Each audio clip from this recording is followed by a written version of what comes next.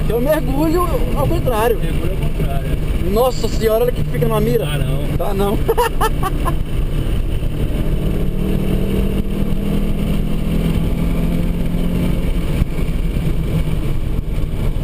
Não, tem tudo pra dar merda isso aqui, ó. É. Olha só.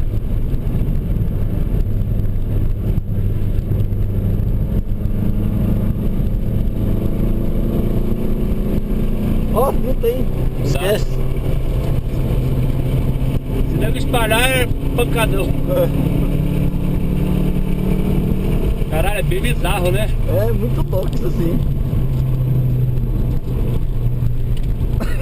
Esquisitão, não dá, meu irmão. Não dá, mas o cara vai parar lá dentro da arquibancada. Aqui também, ó. O cara tá me sentindo lá do avesso.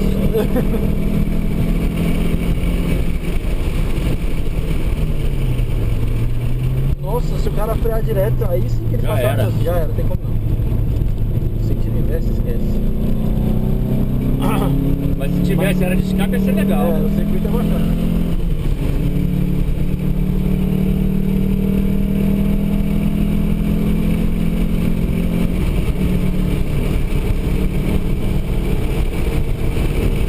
Aqui também, ó. Se errar a freada, amigo.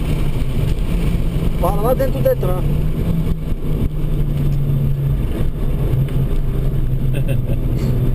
Mas que é bacana é o circuito, velho. É bacana pra caralho.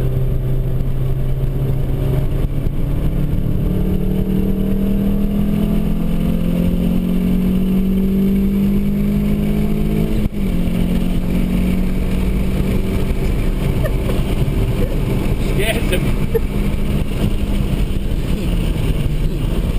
Quem projetou esse autódromo aqui? Só projetou pro lado. Velho, eu tô dando muita risada, velho. Todas as curvas é mira. É o alvo, é alguma pedra, alguma parede, alguma coisa assim, não tem como.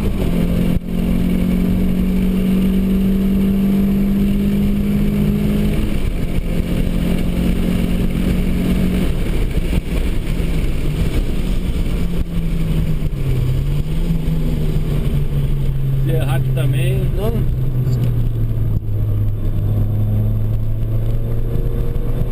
Sem condições. Vai ficar legal essa subidona aqui, ó.